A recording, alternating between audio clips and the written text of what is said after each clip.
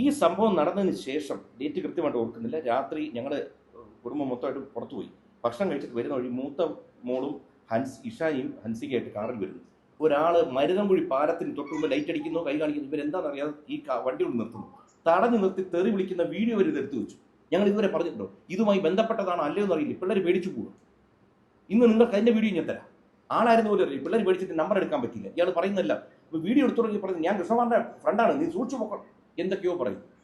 ഇവർ പേടിച്ചു പോകാതെ എന്ത് ചെയ്യാൻ പറ്റും? കാരണം ഇതുമായി ബന്ധപ്പെട്ട ആരെങ്കിലും അടിക്കാൻ വന്നതാണ്. ഒരു പിടിയും കിട്ടുന്നു. ഇത്തരം കുറേ സംഭവം എൻ്റെ കൂടെ നടക്കും. ഇതുവരെ ഈ സംഭവങ്ങളൊന്നും ഞാൻ പറഞ്ഞിട്ടില്ല.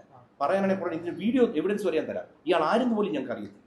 ഇവരോട്ട് ബന്ധമുണ്ടോ ബന്ധമില്ലയോ? നമ്മൾ സ്വാഭാവികമായിട്ട് വിചാരിക്കുന്നത് ഈ കുട്ടികൾ എങ്ങനെ രാത്രി കിടന്ന് ഉറങ്ങും. നിങ്ങളൊന്ന് ആലോചിക്കുക. വീട്ടിന്റെ വെളിയിൽ ശബ്ദം കേട്ടാൽ ഉറങ്ങാൻ ബുദ്ധിമുട്ട് വരും. ഈ തന്തേ തള്ളയൊക്കെ ഇന്ന് ജീവിച്ചിരിക്കുന്നതുകൊണ്ട് നമുക്ക് സപ്പോർട്ട് ചെയ്യാൻ പറ്റും. നിങ്ങൾ ആലോചിക്കണം, ഈ തന്തേ തള്ളയെ ആരടുത്ത് നമ്മൾ ചെന്ന് നമ്മുടെ പരാതി പറയും, വേദന പറയും.